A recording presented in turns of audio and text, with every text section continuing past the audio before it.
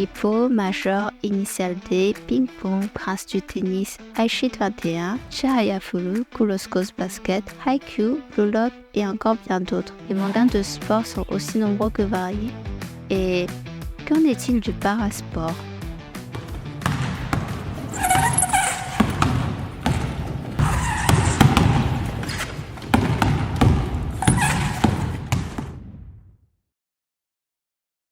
En 2001 sort Real.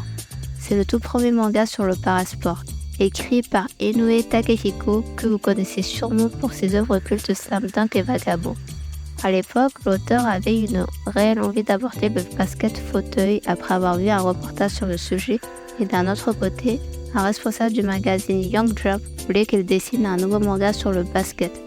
De là est né Real, où Inoue souhaite montrer que n'importe qui peut sombrer dans le désespoir lorsqu'une chose très grave lui arrive, comme un accident par exemple.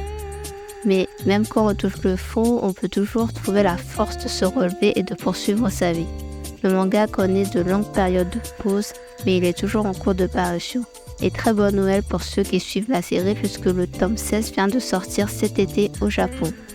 Real est le seul manga de parasport. Donc merci d'avoir suivi la vidéo jusqu'au bout, à la prochaine. Non, la vidéo ne peut pas se terminer comme ça. Real est effectivement le seul manga à aborder le parasport, mais un événement va chambouler le Japon. 7 septembre 2013. The International Olympic Committee has the honor of announcing that the games of the 32nd Olympiad in 2020 are awarded to the city of Tokyo. Ça y est, le Comité international olympique vient d'annoncer le prochain pays organisateur des Jeux. Le Japon accueillera les Jeux olympiques et paralympiques de 2020 dans sa capitale à Tokyo. Les préparatifs se mettent en marche. 1000 jours avant les Jeux paralympiques de Tokyo. Dans le but de soutenir les sports paralympiques, la maison d'édition japonaise de manga Shueisha lance le Paralympic Jump. Sur un rythme de parution annuel, ce magazine est un tremplin pour la création de mangas autour du parasport. Kamiji, illustré par Aoki Masahiko, retrace le parcours de la joueuse de tennis en fauteuil roulant Yu Kamiji. Yoichi Takahashi, l'auteur de Captain Tsubasa, sort Bravo Ben Soccer, un manga sur le sissy-foot. C'est le foot joué par les athlètes qui ont un handicap visuel.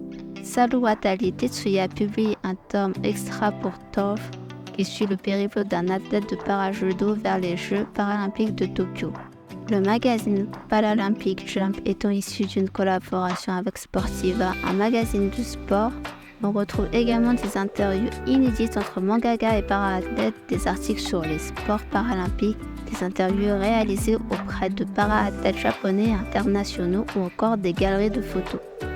Avec le report des Jeux, le magazine compte 5 numéros en tout et chaque couverture est illustrée par Inoue Takehiko. L'engouement porté par l'approche des Paralympiques suscite de l'intérêt auprès des mangaka qui se lancent dans la création de mangas sur leur parasport. Mashiroshi sur le para-marathon, Motherball sur le rugby fauteuil, Fukulo Kicks sur le sissy-foot. En 2021 sort Who I Am qui retrace l'histoire réelle de 4 grands parallèles du monde en abordant leurs défis et souffrances méconnues.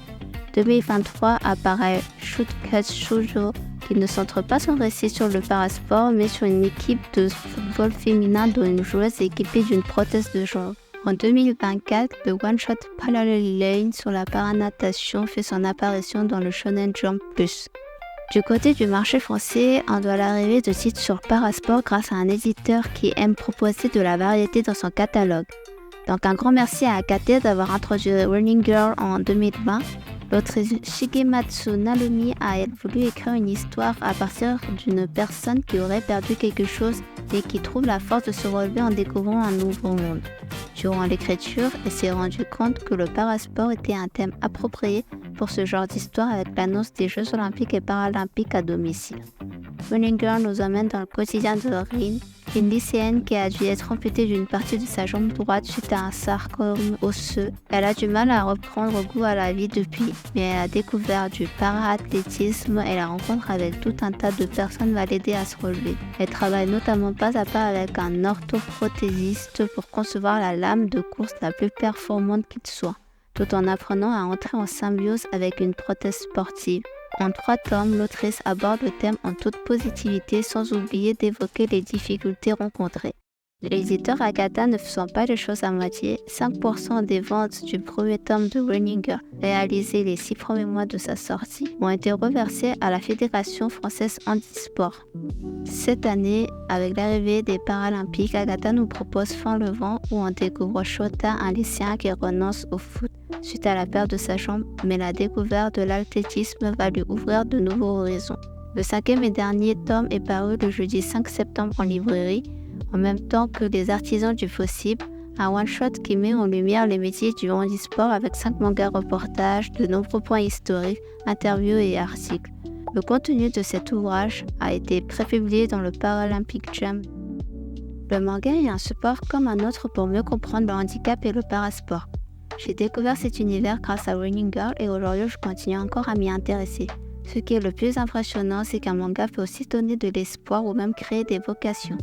Shinji Negi, un ancien athlète de basket fauteuil, raconte qu'il avait rencontré un enfant qui, comme lui, avait subi une lésion de la moelle épinière. Il pensait qu'il pourrait être abattu, mais il n'a vu aucun signe de dépression. En se jetant un coup d'œil à côté de lui, Negi a remarqué que l'enfant avait un exemplaire de Will à ses côtés. Je lisais Will avant même de me blesser.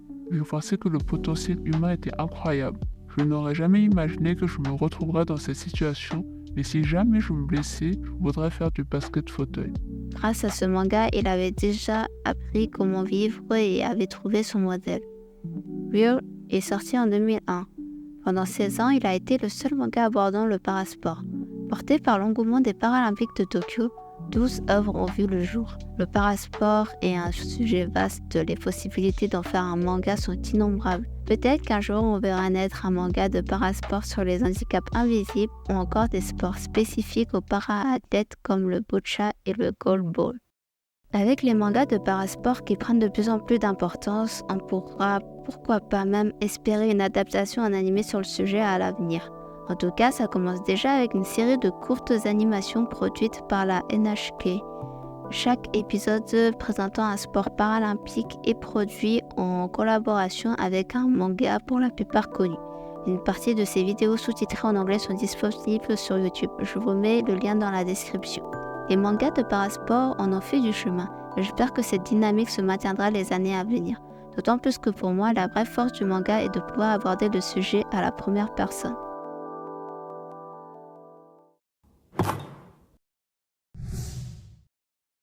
Les Deaflympics, l'équivalent des Jeux Olympiques pour les athlètes ayant un handicap auditif, auront lieu en 2025 à Tokyo. Cette compétition internationale, plus ancienne encore que les Paralympiques, est beaucoup moins, voire pas du tout médiatisée. Pourtant, 3000 athlètes y participent et ça concerne plus de 70 pays et régions dans le monde. Tout comme les JO, il a lieu tous les 4 ans avec une édition été et hiver. Pour cette édition d'été, la compétition se déroulera du 15 au 26 novembre 2025. Si vous avez l'occasion d'être à Tokyo à ce moment-là, n'hésitez pas à y faire un tour.